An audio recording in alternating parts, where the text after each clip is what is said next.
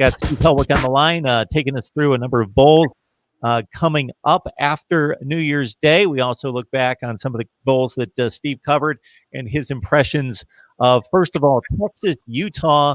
Utes, of course, come within a win of a most likely college football playoff slot, get thralled by Oregon in the Pac-12 championship game, and then the hangover continued against Texas as the Utes, as a 7-point favorite, fall to Texas, coming off a disappointing 7-5 finish, but really cranked up the running game against the nation's #1 rush defense in a 38-10 win, Steve. Yeah, Texas's offense was really impressive all game against this Utah defense that was impressive all year long, limiting opponents to single digits, just shutting out an 8-5 Cal team and seemingly coasting to these victories. Then Utah runs into Oregon. They get crushed there in the Pac-12 championship game in Santa Clara, and just much of the same happens against Texas. Utah's struggles continue. Now, where I was wrong was when we talked last year on the show, and I told you Texas was going to go 11-3 this year. But where I was right was where I thought Texas was going to beat Utah, just because Utah's schedule throughout the year kind of hinted this. Utah's only regular season loss was to an 8-5 USC team that's built very similarly to Texas. And their most impressive win is against an 8-5 Washington team. So when they're playing this Texas team that had a couple narrow losses this year, but a lot of them were when Texas was injury plagued.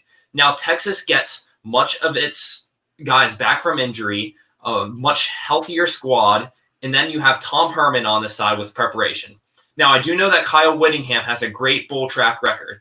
His record's ridiculous. I think before last year he was like 11-1. He's lost 2 straight to Northwestern and Texas. Tom Herman's undefeated. And every single time Tom Herman has entered bowls as an underdog. He did it in 2015 while coaching at Houston against Florida State. He did it in 2017 against a Mizzou team with Drew Lock and that fiery offense. Then he did it last year against Georgia and this year against Utah.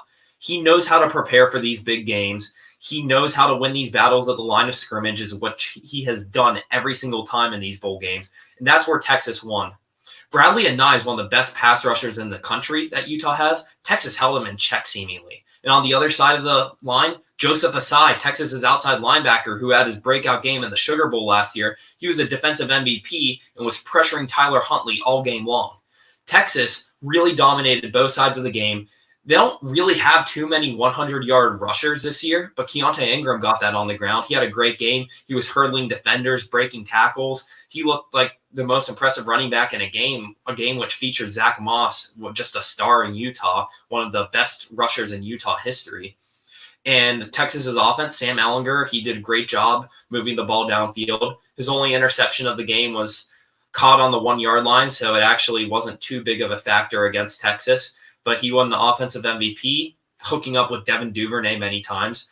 Devin Duvernay over 100 receptions this year, and he was burning Utah's typically good secondary with Jalen Johnson and Julian Blackmon and Javelin Goodry and a lot of star talent there. So I was just impressed with Texas's preparation, their ability to expose Utah's weaknesses in this game.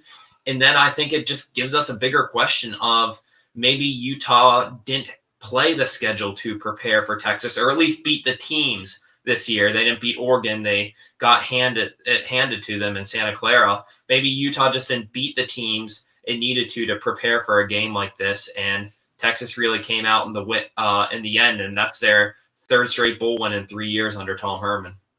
Yeah, it was one of those strange situations where Utah was a substantial favorite after an 11-win season and Texas only a 7-win season. But if you look at talent recruiting rankings, Texas with a more talented roster. And another portion of this that I alluded to off the top, Texas has struggled to run the ball, especially from the running back position, relying on Sam Ehlinger for a good portion of its rush game in recent years. And they hit up Utah for 231 yards, 6.2 per carry against statistically the number one rush defense in the nation. We got Steve Helwick on the line from Underdog Dynasty. You can also catch him on Hustle Belt, 2 SB Nation platforms for the MAC and for a Group of 5 football. Steve has gone on quite the bowl tour. And, of course, we're going to tap him for his knowledge throughout the offseason as we prepare you for Texas 2020. And, of course, the Longhorns pay that return visit to Baton Rouge to take on LSU in week 2.